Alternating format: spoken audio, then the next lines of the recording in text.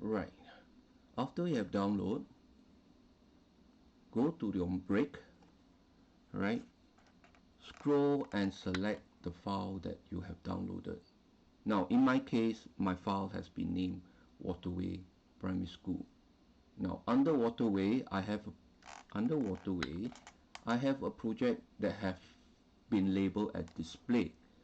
Scroll down and click on the button, and once I click on the button, notice that immediately the codes that you've done will be executed.